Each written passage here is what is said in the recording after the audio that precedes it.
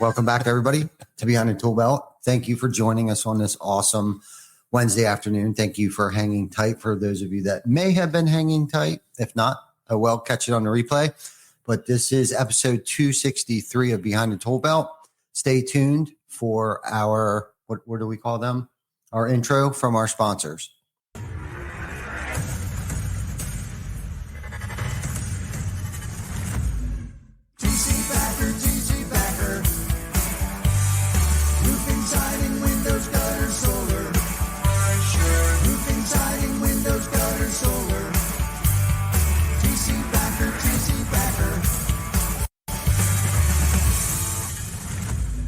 Welcome to Behind the Tool Belt, where the stories are bold, the conversations are real, and the insights come to you live, raw, and uncut. Every week, host Ty Cobb Backer sits down with game changers, trailblazers, and industry leaders who aren't afraid to tell it like it is. No filters, no scripts, just the truth. Please welcome your host of Behind the Tool Belt, Ty Cobb Backer. We're back. Welcome back, everybody. Thank you for tuning in for episode 264. That's what it said. That's what it said. Yeah. Yeah. 264 Behind the Tool Belt. Live from Cayman. Live from Grand Cayman. Grand Cayman Island. Yeah. Okay. Yeah. Mouthful. It is. Cayman. Cayman. Cayman. Cayman. They call it Cayman if you live here. Oh, really? Yeah. Okay. Yeah. They know you're a tourist if you say Cayman. Okay. That's what I found That out makes recently. sense. That makes sense. So I got a funny story. So I'll be the judge of that. I do. Well, there's this small town in Delaware. It's on the bay, and it's called Lewis. Lewis. Yes. Now it's called Lewis. Okay. So when I was a kid, I lived there with that 50-year-old lady. I told you about the story. George reminded me of the story when I was on your podcast when I was 17. She was 35. Oh, okay. Yeah. So I lived there with her. Okay. On this bay. It was the Delaware Bay. And back then, if you were local, you called it Lewes. Lewes? Lewes. Lewes. Lewes. Oh. Okay. Well, years later, we go back, I get my shit together, and Jen and I got a camper down there, and we get down there and everybody's calling it Lewis. Even the radio commercial TV ads were like Lewis. And even when she was a kid, like this is the place where everybody goes to vacation. It's about 3 hours away from where we are. Okay. And it's funny how things change where like all the tourists took over this area, moved there because every national builder in the country's there building houses, but now everybody calls it Lewis. Weird. But it's actually pronounced Lewes. Yeah. So I understand that because not that I was local, but I have lived there. I have a second home there. If you lived there, you were local. Yeah, right. Yeah. So I was local and we called it Lewes, Delaware. Huh. Interesting. Yeah. Yeah. Well, maybe one day I'll go check out Lewes. Yeah, it's cool. And I'll walk in and I'll start making fun of people. I'll be like, do you fucking know that it's not Lewis, asshole? Right. Like, are you from here? I know. Yeah. Can't you tell with my accent that I am? Yeah. Yeah. Can you not read? Yeah. Jesus. Go back to school. No. Did you go to school in Lewis? Yeah. Right. There's no I. Now, clearly. Right. Right. So. Okay. So where are we? We're in Grand Cayman. Yeah. So we're in Grand Cayman. So I do have a question for you. Oh, so, let's go. Yeah. So we're attending. You are the retreat master. I'm going to consider you the retreat master. Never been called that before. Yeah, I like so that. You are, I like that title. So you didn't have to self-proclaim it. Somebody Thank else you. did it for Thank you. Oh, so I didn't have to give myself a nickname like a bunch of other fucking assholes. Exactly. Online. All right, cool. So you're the retreat master of Exhale 2.0. Exhale. Yep. 2.0. Yep. 2025. Why? Like I've heard you say because you love to dive, but why did you want to start a retreat? It's a great question, Ty. And I do have an answer. I've thought about it a lot. I have participated and been a member of a number of different masterminds, let's call them groups, whatever it is, over the last course of, 5-7 years, something like that. And I got something from every single one of them, right? I learned something. I participated. I got outside of myself. I got super fucking uncomfortable, doing things that I never thought that I'd do before. And they started to grow very large. And I started losing the connection that I had made with people in the group. And it became a little bit impersonal. Now, that being said, like all these groups that I'm a part of are still amazing groups. And like, I still recommend them to people, and like they break off into smaller groups and whatever. But I had this memory of the first retreat that I ever went to, which was at a circle event with Sam Taggart. And he had, the circle was less than a year old, I think. And I think it was 16 of us, and I'm sure somebody will correct me, but it was around that. It was like 15 to 18 dudes.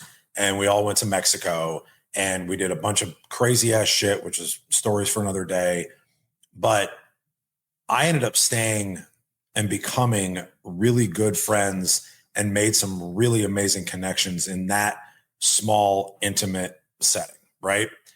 And so as I felt like I was phasing out of these other groups, I was like, man, when was I the happiest when I was part of something like this? And I was like, when it was smaller, when it was intimate.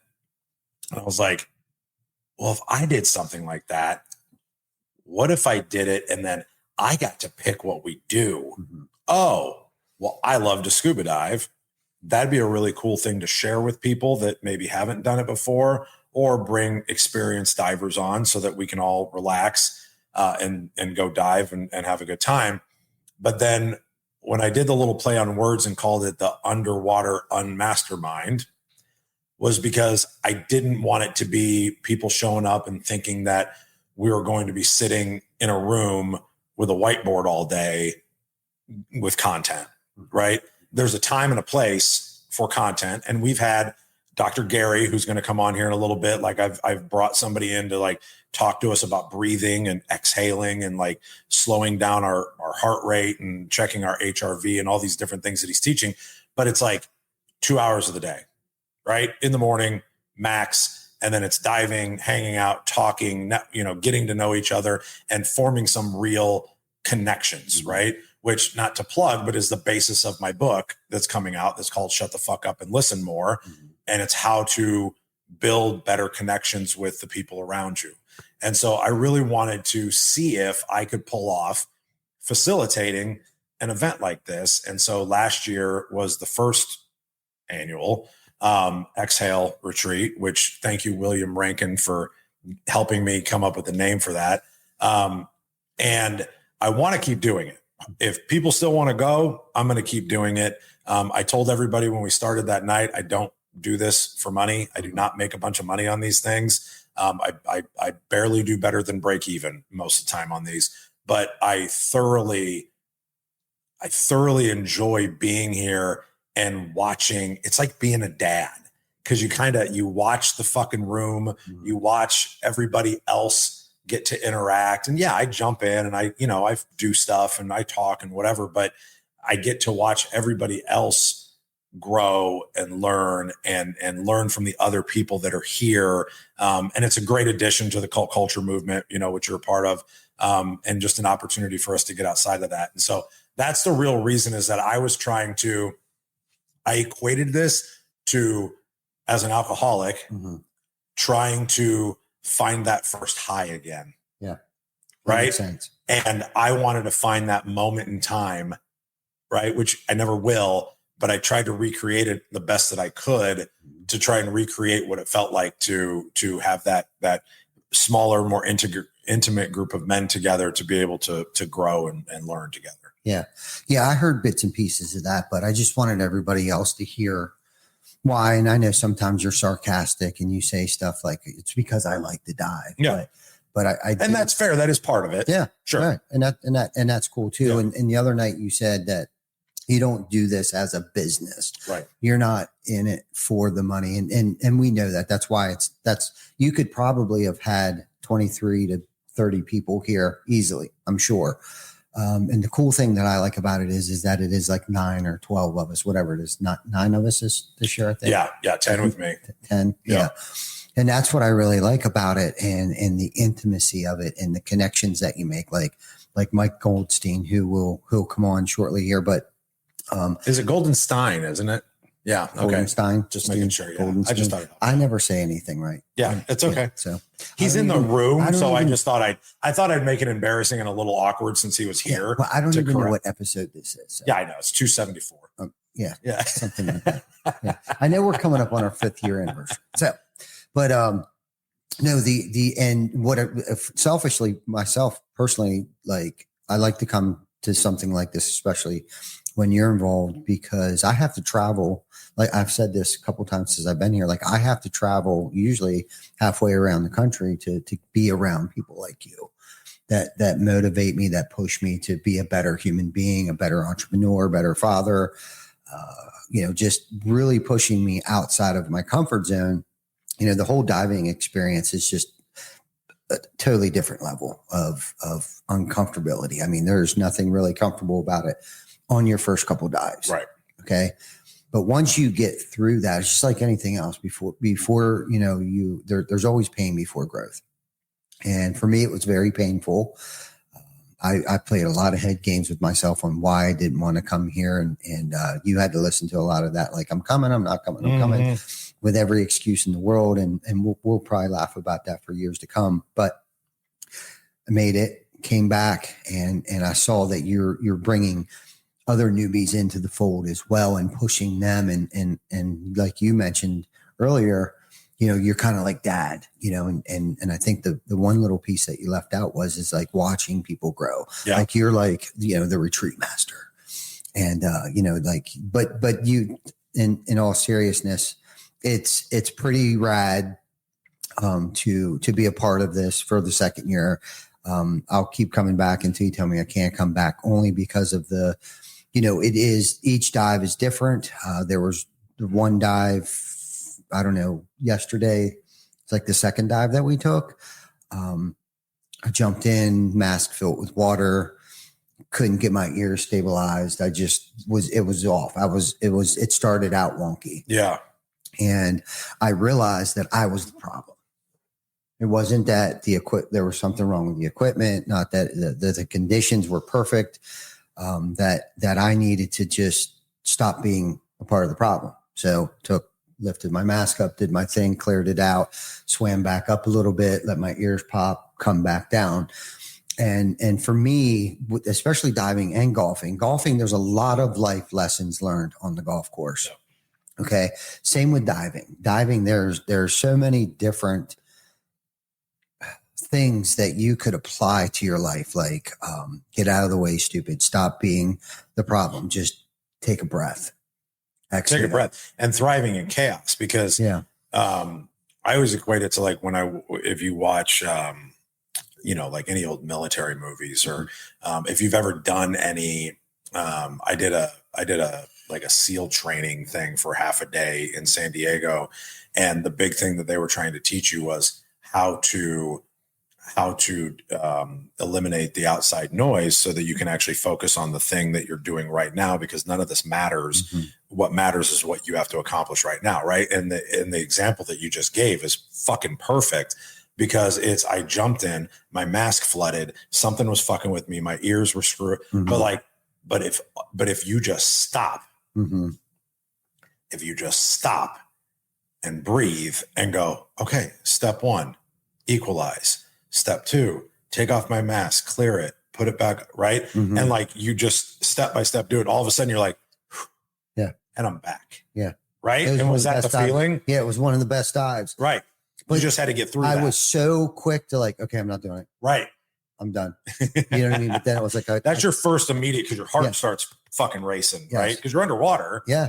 Right. So like when I jumped in today, I've got a thing on my second regulator on my second stage, mm-hmm. that for some reason, when I jump in once in a while, it fucking goes, mm-hmm. and air just starts blowing out of it.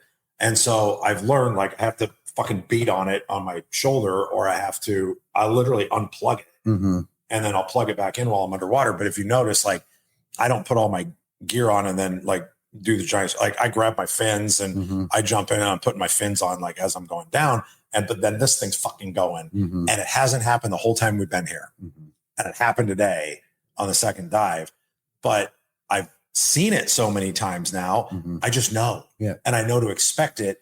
And so it doesn't freak me out when it does happen. Right. Yes. And so the more you do anything in life, whether it's in business and life and work, whatever, the more you do something and you don't overreact to the situation, you're able to thrive inside of that chaos. And everybody sees you as the calm force, right? When everybody else is doing this and you're like, no, this is the way we go.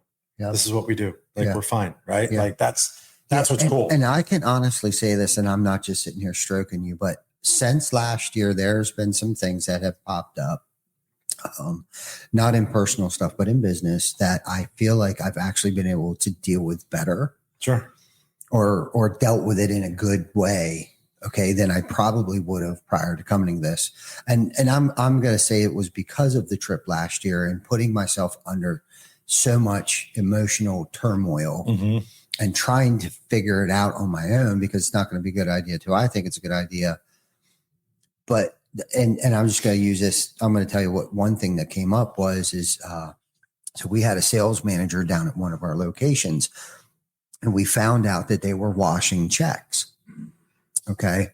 And one of my, he's actually the vice president of the Southeast division. And he was fired up. Right. And he was like, I want to kill this dude. We're going to do all this stuff. Yeah. And Kim came over and his wife was there. They just happened to be up at our office for training. So we were all in the same room and this gentleman happened to be there too. They were all up there and Sam was doing the invoicing. The homeowner reached out and said, hey, I already paid the deposit. And she actually sent us the copy of the check that she sent. She must have took a screenshot of it for whatever reason and then sent us a copy of the check that got returned to the bank after it cleared. It had his name on it. And everybody, Kim was tripping out. I think she was tripping because she thought I was going to be tripping. Yeah. Okay. Because I've worked with her for 11 years. So she knows. She knows. Yeah. Right. Like I think she was waiting for me to go out there because he was sitting out in the conference room. Yeah. And I'm excited to hear how this but goes. I was like the quiet, during the storm. I was like, look, this is what we're going to do. He's basically going to have to get off our property. I don't care how he gets home. He has all of his equipment here because he brought it with him. I was like, just simply, he's got to go. And as things come up, we'll deal with it. Yep. And Mike was fine. And I didn't fall into the chaos either. Like I didn't let it, I just thought, you know what, there could be a lot worse things that happened. And when they come up, if there are jobs that he's taken deposits from or final payments, we're just going to have to take it on the chin. It is what it is. And if this is the worst thing that happens to us, we're probably doing pretty good because considering the fact of how many years we've been in business, I've never had anything like that happen. No. Where somebody stole from me. Yeah. Like that. Now, in other ways, I've had people time steal and things like that. But that's a unique one, though. Yeah. I've never had anybody wash. I've heard of it, but I've never heard of a friend have it happen. I don't know, but it was perfect. Wow. It wasn't like he made a copy of the check. Right. It was the check with their name taken off and his name put in their place. Son of a bitch. Yeah. But I really feel like it's helped me deal with other things because it's almost like if you can get through the diving exercises and the training that they give you, literally, if you can get through that, there's not much. Training is more stressful than the diving. Yeah. That's what I'm saying. And last year, 3/4 of our diving was just training. Yeah. And I think we got to do 1 or 2 normal dives with everybody else. But up until then, I think I even suffered from PTSD because I thought I'm waiting for why am I going to have to take my mask off? Why am I going to have to take my tank off down here? All these things that are going through my head. Like I'm running it, all these scenarios through my head. Well, if I get wrapped up or tangled up over that, like I'm looking at shit, like trying to stay away from stuff so I don't have to take off But no, this is good. This is a great exercise. And really calling it a retreat is underselling it because none of us are retreating here. That's just my opinion. We're not relaxing and we're getting so much out of this. Like we're not just hanging out at the house all day or sitting in the classroom. Literally, I don't know if you wear an Apple Watch or not, but because of the dives. No, they're too distracting. Okay. They are. But because of the dives, I've closed all of my rings 3 times. Oh, I bet.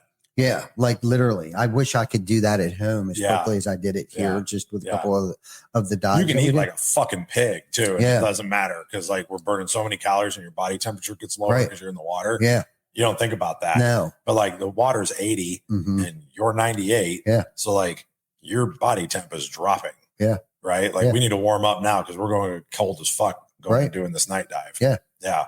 Wow. Thanks for the heads up. You're welcome. Yeah. Just be ready. I will. Yeah. I'm going to have to. So thank you for, yeah, man, bringing in the people too. So we did some yoga. I never did yoga, which was cool. I was kind of sad that we didn't do it this morning.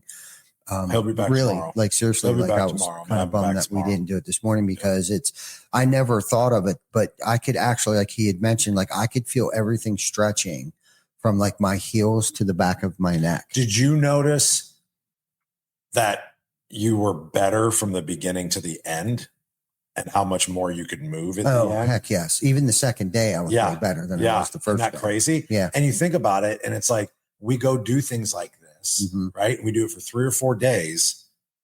And then we go back to our old world and we go back to the same bullshit that we fucking did before. And we don't make any changes. And it's like, man, if I did yoga every day or 5 days a week, you know how much more flexible I'd be and my spine would be in better alignment and I'd be fucking, you know what I mean? Like we talk all this shit and say all the right things. And then we go right back to doing the same shit we did before. Yeah. Right. Completely. Like I want to integrate that into a part of my life more. Right. Completely. Because it's only going to help me in the other things that I do at the gym and playing with my kid and just, you know what I mean? Like everything. Well, who doesn't want to be limber at age 80 someday? And really that ultimately that's up to us. Right. If we still want to be swinging golf clubs and able to diving. And diving. Because this is one thing you can do for, I've seen some crippled ass motherfuckers getting off of a boat, like for real, because once you're in the water, you're weightless. Yeah. Right. Right. Yeah. So the hardest part is getting in and getting out. People help you with that. Yeah. You know what I mean? Yeah. So like you can do this as long as you can play. I mean, you could probably do this longer than you could play golf. Absolutely. You know what I mean? Well, it just, and not to throw Vic under the bus, but throw him under. Well, Vic, for whatever reason, hasn't had the opportunity to learn how to swim. Okay. So he's I never got real deep with him about it. I don't know if there was a situation why.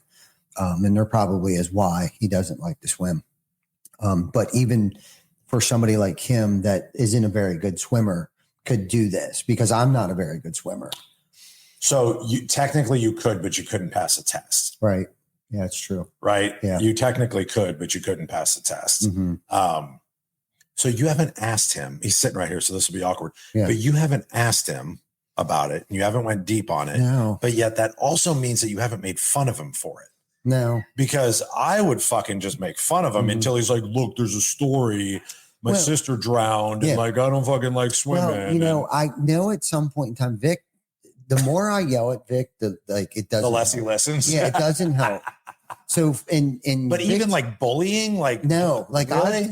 I've made him feel like the biggest piece of shit in the world. Or you thought you did. It lasts for like 3 days. Like if I ride his ass, like, dude, you got to go to meetings. Or whatever the case might be. It works for about 3 days. The best is attraction rather than promotion. I have to lead by example. If I'm doing these things, eventually he comes around to it. And because it's never a good idea. So he's like a wife. He's like a wife. He is like a second wife. Because that's basically how we get our wives to do anything. Yeah. Is like do it long enough. They're like, well, I want to do stuff with you. Well, fucking learn how to do fun shit then and quit being a goddamn buzzkill, Vic. I mean, wife. I mean, fuck. Well, I mean, he does come, but I know him. Yeah. Do you know what I mean? And I know he feels it. Like when he missed, not Starfish City, it's Stingray City. Yeah. The other morning, I knew he was going to beat himself up. And that was the one too that you should have been on. But yeah. Like I knew I didn't have to say anything to him. Yeah. Like I knew it. Now, don't think for 1 minute I won't bust his ass. Okay. Good. I do bust his ass. Okay. Balls will be busted. Yes, totally. I do. But I also know when to stop. Got it. Okay. Yeah. All right. Fair enough. The message. I know when he hears the message. So here's what we'll be doing different next year. Okay. I have decided that there is going to be an application process. Okay. Certain people like returning members might not have to. But like, I am going to be very intentional. And I think I'm going to break it up into, there's going to be 2 different trips. And one is going to be for a certain group, whether it's experience or it's just like the people, whatever. And then there's going to be another one for people that need a lot more help. Right. Because like, I don't want to, I don't ever want to exclude anyone, but the groups need to be symbiotic. Right. And the first group is always special whenever it's a first group, right? Like that was super special. But everyone's special, right? Like this one is unique in its own way, right? Like with the personalities and all the stuff that we have here this time. But I am going to, I think for, you know, whether it's late 25 or 26, when we do the third one, I'm going to do some type of like application process to vet. And not that nobody here would have made the cut. Like that's not why I'm saying that. It's just, I want to, as this continues and grows, there's always going to be a cap to it, which means some people are going to be left out. You know what I mean? And I'm going to feel bad about that. Are you warning me that I'll be left out? Yeah, I wanted to do it live on air. Just but not direct. Right. I wanted to be very passive aggressive in my delivery of it, just to make sure, similar to how Mike would deliver it, that kind of news to you. But no, I think that honors what we're trying to do. Right. I think that honors what we're trying to do, because the diving is amazing, but I truly think that by having multiple nights and it not being just a 1 night, 2 night deal, right? Like we're here for 4 days of diving. So 5 nights, 4 days, right? Every night you get a different opportunity to organically connect and have conversations with people, right? I don't go out and hold people's hands and be like, you have to do this, right? If you choose not to participate, well, you spent the money, right? You got the responsibility to get whatever you're going to get out of this. And if you also don't participate, you won't be coming back. Like you're not going to be asked to come back if you don't participate in what we're doing, right? Like that's obvious.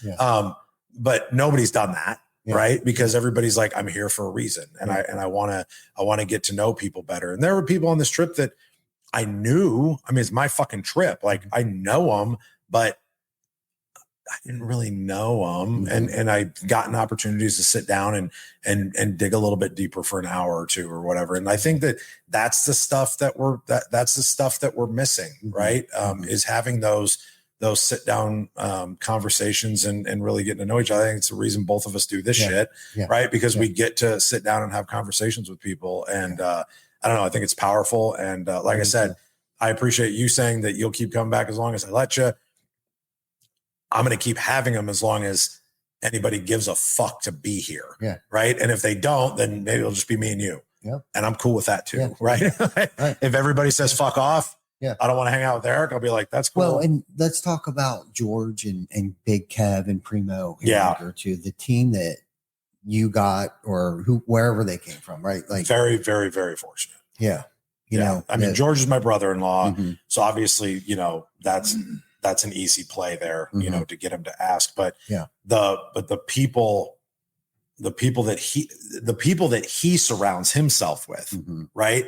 With Frazier. I mean, for instance, so Frazier came down here, and George and Frazier worked together 25 years ago for 12 years on the East Side, and stayed friends forever. Frazier does not live here. Frazier lives in Florida now. And comes down often, but doesn't fucking live here. This is not what he does for a living.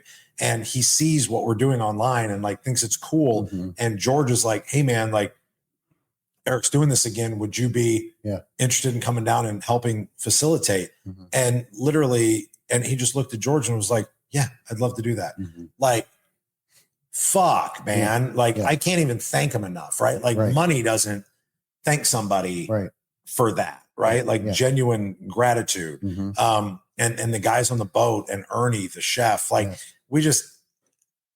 I think we all can agree that we've all put ourselves in some places in our life that we probably don't deserve, but to have the people around me that I have, in moments like this, that I know I can count on, all the time. And I know that, you know, if somebody is here at this event and doesn't either A, enjoy it, or B, doesn't get anything out of it, I can feel good knowing that that's on them. Mm-hmm. Yeah, right. For sure. Now, that being said, I still put it all on me. Mm-hmm. Right. And I still sit there at night going, fuck, I hope that, you know what I mean? Because I worry about, of course, what everybody's experiencing, right? Mm-hmm. Especially when you pay to, you know, do something. Yeah. But at the end of the day, I feel good because I know that we have amazing people here. Yeah. And if somebody doesn't get something from it, that it can't be on me. No. I think we've put the pieces in place that we needed to. Yeah. But yeah, man, I could do this shit forever. Like, I would love it if this could be my job. Yeah. Right. Like I said in the beginning, this is not my business. It's not how I make money. Yeah. Would be really cool if I could, but it's not. Yeah. No, it's good. And so Vic, why don't you get Dr. Gary? Yeah, get Gary. And so, so everybody knows we brought Gary in because I wanted to have somebody smarter than me teach everybody how to change their state and become calm and solve problems in that. And he came in with so much science and shit I can't even explain, that it'll be great to have him come join you, and then I can go shower and shit. Yeah. All right. There you go. Thanks, Mike, guys. why don't you swing in here too? We got Mike Goldenstein. Stein. Like a stein of beer. Yeah. Why don't you come on in here? Everybody, Dr. Gary. Hi. Yeah. I'm not sure what your last name is. Montemayor, but Dr. Gary's fine. That's what I go by. We'll keep it at Dr. Gary. Mike? Hey, I'm Mike. Goldenstein. Yeah. Yes. So we don't have any more mics. Okay.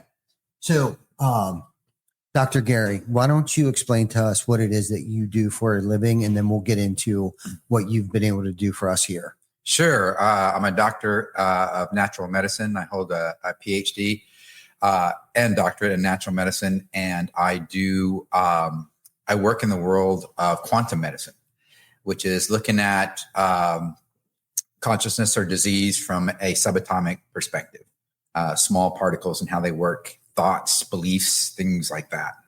So what I was doing here is leading participants in neurofeedback meditation, let them hear their brain waves, let them see their brain waves, let them feel their brain waves.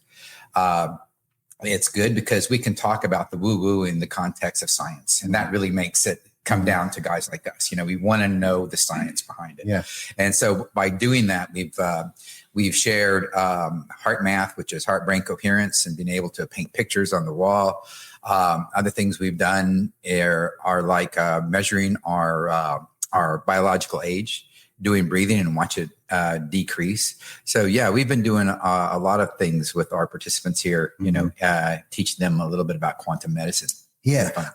For me, I've never got to experience, I've watched, TV and stuff, and I see things, I read things too, but I've never sat in on the things that you were doing. Like, I don't even know the word for half of that stuff that you were doing. But I guess, Mike, what was your take on it? Yeah. So I had a couple of different abilities to go in there and just being able to kind of slow yourself, try to figure out, kind of how do we deal with stress internally? So mine, it was interesting to say, it was first and foremost fun to have Eric behind me take a picture of the screen and send to Reggie Brock just to prove that I actually had a brain and it has waves to it. So that was a win number one. My experience though, and I asked a couple questions afterwards because I feel like I do have a pretty even keel personality. Like I'm kind of in this home mode, but what I was having an issue doing was relaxing to the point where the stresses didn't keep coming up. And so I think it just kind of kept me at this level. Yeah, I don't get real high, but I couldn't get very low either in relaxation and I was asking you that. So what keeps you from really, truly relaxing? Because all of the things that are on my mind that I know I'm not doing right now, I got to get home and finish them, and the stresses and work and family and all that kind of stuff. It doesn't go away for me. So as somebody is trying to work on their ability to slow down, how does somebody work on that part of it? I call it training the puppy. Our monkey mind is like a puppy. You ask it to sit, and it may go over there, sit for a second, but it's going to come back and start sniffing your feet and wants to play. This is your conscious mind. It wants to protect you in a way. It says you need to be thinking about this. You need to accomplish this. This is, you're expecting a phone call. You have deadlines, and it's going to keep coming back. And as such, you have to train it to stop. And eventually it will. And that's what meditation does. That's what biofeedback meditation does. You eventually teach it how to be able to go sit and be quiet. It takes 21 days to change a neural pathway. So if you're meditating for 21 days and every morning between 4 and 6 a.m., just do it for 30 minutes, 20 minutes, whatever you can, you'll see a change in your life. You'll see a change in the way you think and more control over your thoughts. And knowing that about 95% of the things that we think are going to happen never happen. And so thinking about them is not really something that really helps. There's two things that happen in your mind. One's thoughts and the other's thinking. They're two different things. Thoughts are nouns. They're passive. We always have them. They're part of us. Thinking's a verb. It's active and it's a choice. The only time we think is when we think about a thought. And when we're in the present moment, think about that. When we're in the present moment, when you're truly in the present moment in meditation, you can't think. You're actually in the zone. And a lot of times, people say, well, I have to think about everything. No, there's a difference between thought and thinking. When you're doing a puzzle with your kids and all of a sudden you pop up and look at your watch, all of a sudden time and space has re-entered the program. But before that, you were in something called situational creativity, where you were just into it. And those are thoughts, pure thoughts coming through. So that's just one of the examples about the difference. Mm-hmm. And when we're trying to meditate, all we're doing is thinking. We're not the thoughts, if you let them come through like puffy clouds, they'll just keep passing through. But when you think about it, you grab one, you can obsess with it. And a lot of times people who do that are like broken records. They keep going over that one thing over and over and over. They just can't break that. And so what we do is we teach them how to do that. The other ways to do it is through tones, sometimes listening to music takes you out of that chatter mind, things that you really like. Well, we call that, that's, tonal energy. Bioresonance, and it helps and treats you. So there's a few ways, but there's a couple right there. And you were talking about the morning is really the best time because your body does do a reset at night. So if you're going to be serious about this and retrain it, morning is usually the best. It is, and the reason why is because we have our pineal gland has two major functions. It's when the sun comes up, it secretes serotonin, which keeps us awake and going throughout the day. And at night, when the sun goes down, we start to excrete melatonin, which creates, sleep. And so at the end of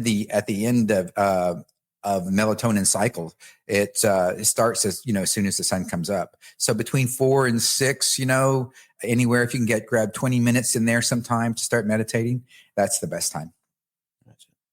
Well, he told me I was in a perpetual sleepwalking state, which makes a lot of sense to a lot of people who know me. And when I was diving even, I was told a couple of times, because it's like herding cats, but I think I was sleep swimming too. Mm-hmm. I just kind of wander off, and then Eric gets all mad at me and starts trying to get a hold of, get my attention, and I'm not listening because he's banging on the tank and all that kind of trying to get him. I'm already gone. I just do my own thing. So that's just me. Yeah, I can definitely agree. You are definitely a cool cat, but let's talk a little more about the difference between thinking and thoughts. Okay, because sure, I've never thought about it that way before. Mm-hmm. And when you were talking, I was like, so what's better, thinking or thoughts? Mm-hmm. And so let's just dig a little deeper on that for those that might be listening and to this for the first time. And we got to experience your lectures and stuff. A couple of times. Mm-hmm. So let's talk more about grasping those thoughts and dissecting them. Like explain that a little deeper for us. Sure. When an event happens in our life, it's like two arrows come at us. The first one, we can't help. Whatever it's coming, it's hitting us. Those are thoughts. It's going to be part of us. But for us, the second arrow is thinking. It's a choice. We can think about it or not. And I read a book one time not long ago called Don't Believe Everything You Think. It was by a gentleman named Joseph Wynn. And I wrote a review on it and told him I was doing research. I thought this was really good. And he said that he wanted to talk to me, and we've become good friends ever since then. We have 3-hour conversations about every couple of months, and it just goes on and on about some of the depths that we found. And in his book, he said that thinking is the cause of all human suffering. And I said, we got to get into this because, what you're saying is very profound. And he said, sure, it's really simple. You think about a thought that, is bothering you, and it's going to be that broken record, and it's going to be suffering because you're not educating yourself. You're not doing anything. You're just going in a circle. Mm-hmm. You're chasing your tail with that thought, with that thinking. And he says, there's nothing we can do about, things that come at us, that first arrow, but the second arrow is a choice. And I thought that was really profound. Mm-hmm. So how can we think more positive thoughts? Right. Well, that's good. First, we got to understand our thinking pattern. We have 60,000 thoughts in a day, and 85% of them are negative, and 95% of them are the same thoughts we had the day before. So we're in a pattern. And of those negative thoughts, only 7% are judgments on other people. The rest of it's judgments on ourselves. Mm-hmm. And so that when you constantly do that to yourself day in and day out, it's going to have an effect on who you are. Your character, what you manifest in your life and things like that. So that's one of the things that we have to, realize is that, we have so many negative thoughts that we need to start changing that pattern. Mm-hmm. And there's a new paradigm. And that's why people are turning to different things like cold plunge, meditation, some of them are doing ayahuasca and bufo and things like that, just to get out of that state mm-hmm. of that constant negative thinking. Yeah. Yeah. So what would you suggest somebody would do to change that paradigm? Mm-hmm. Other than, I guess, meditation, cold plunge, like self affirmation, right. Stand in front of the mirror and say positive. Absolutely. One of the things that we do a lot, you guys are scuba diving. I think that's a meditation. I think we're in the alpha state. We're chilled. You know how you feel. Your delta is probably going way up, and you're dive swimming. I mean, you're actually dreaming while you're down there. The other thing is exercise. People go on long runs. That's a meditation as well. You're in the gym. You're in the zone.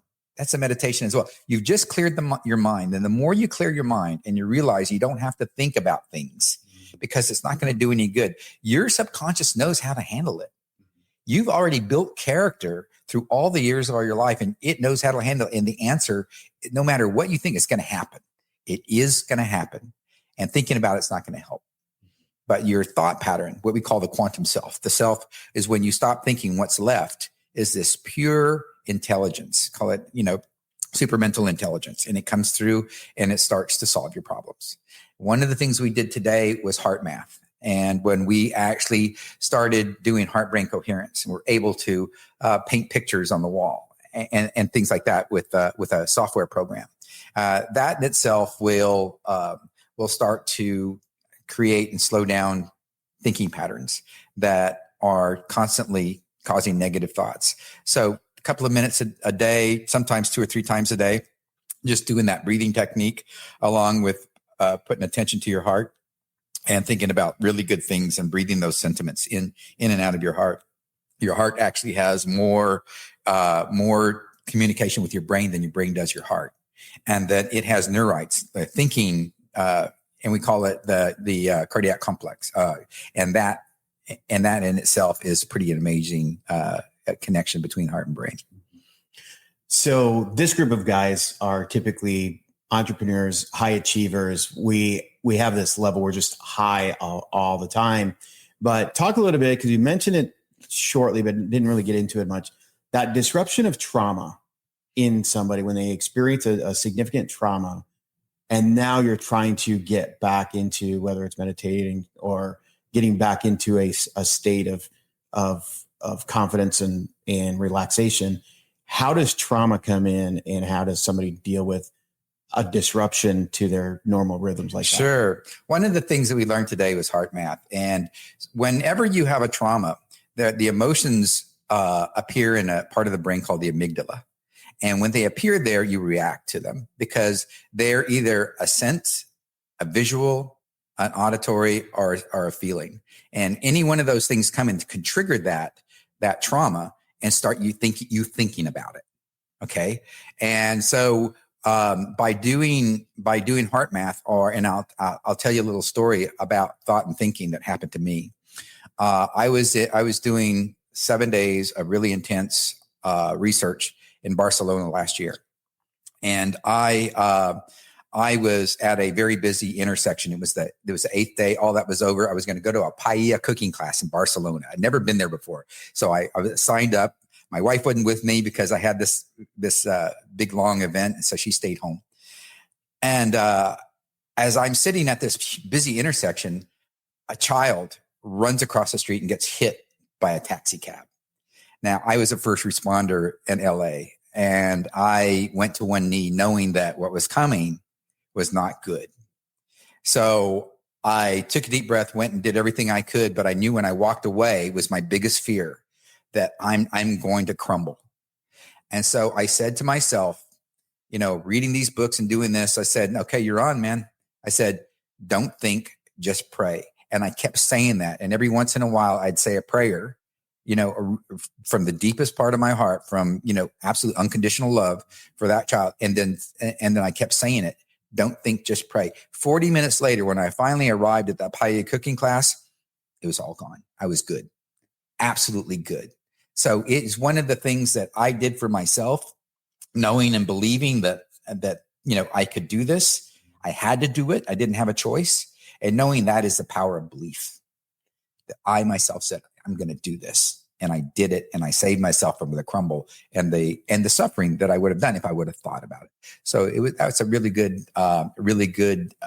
example of what you can do when you put your mind to it. Yeah. A lot of us are fathers as well. Mm-hmm. What age do we start talking to our kids about helping them understand think patterns and meditation and that kind of thing? Beautiful question. Okay. So let's start at the beginning. When we're first born to 2 years old, we're in the delta state. That's deep sleep. So when children are up and walking, their predominant brainwave is sleepwalking. They're in a deep sleep. So, you can see them, you think, and they're not really engaging with you. You're like looking through you and past you because they're in a higher state of consciousness. We get to the age of 2 years old to 4 years old. We're in the theta state. And theta is magical. And magical, I mean, they believe in the Easter Bunny and you can't tell them it doesn't exist. Mm-hmm. Things like that. They see it. And, people who meditate and go into those states, they see it too. It's magical.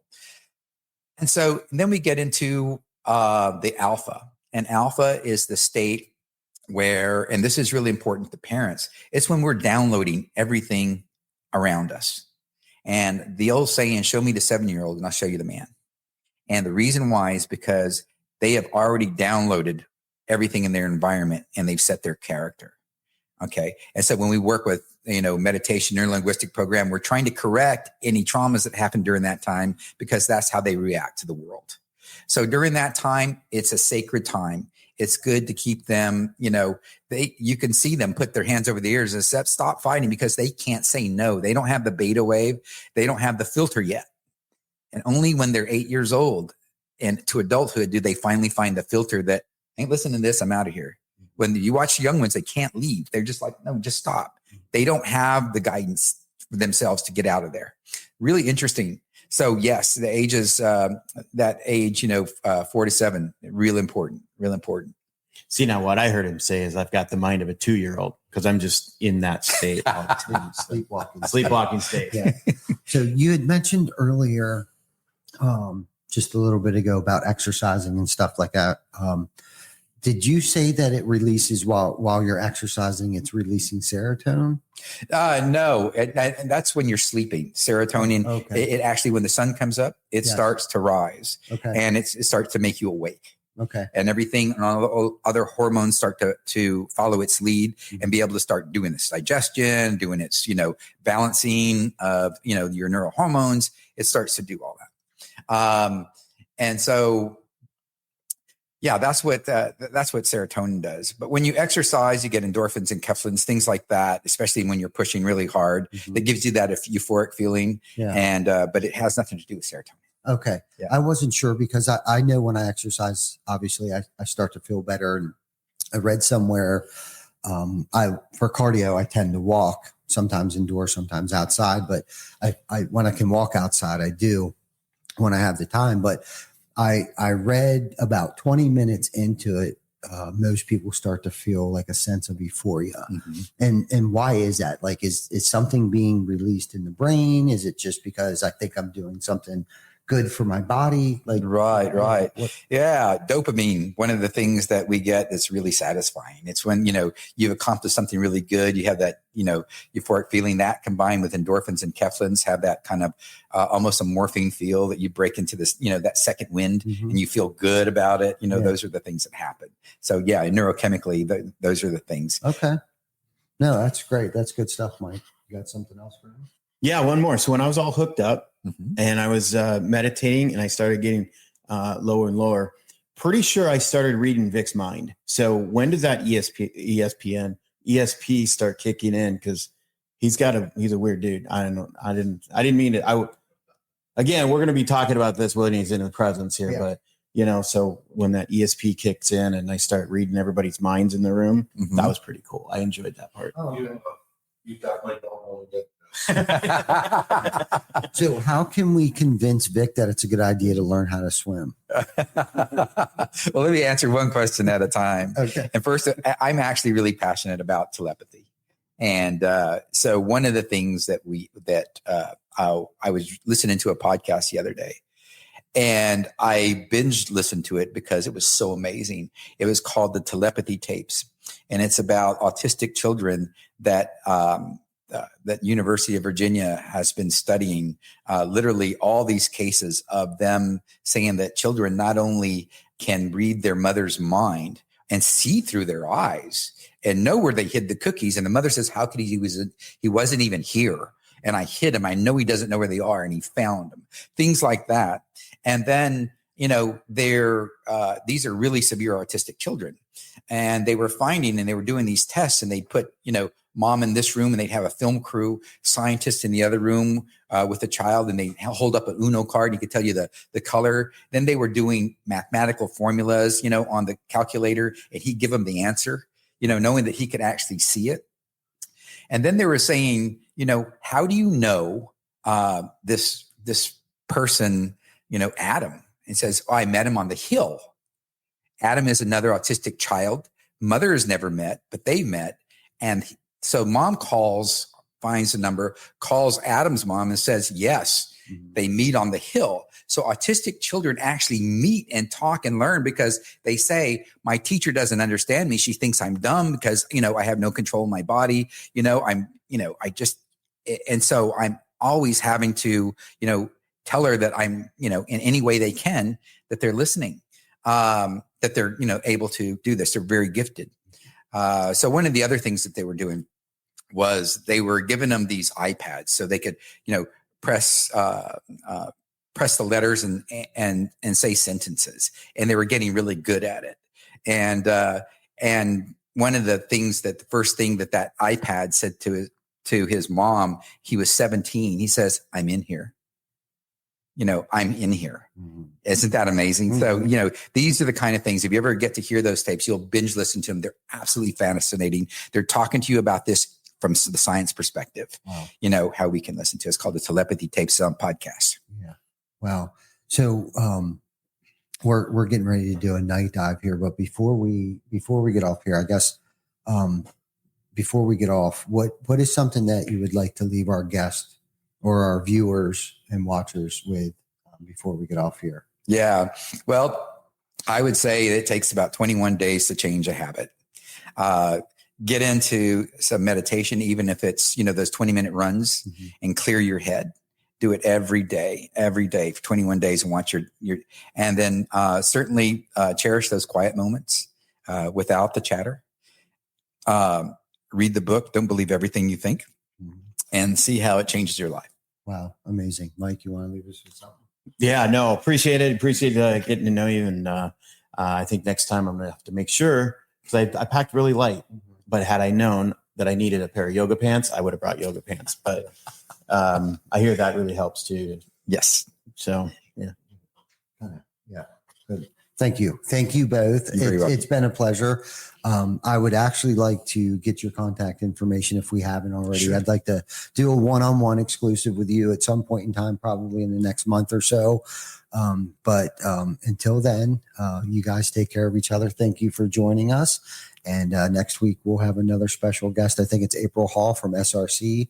We'll be on the show next week, and that's coming up soon. SRC conference is coming up soon. So until next week, you guys take care of each other, and we'll see you soon. Thank you for joining us.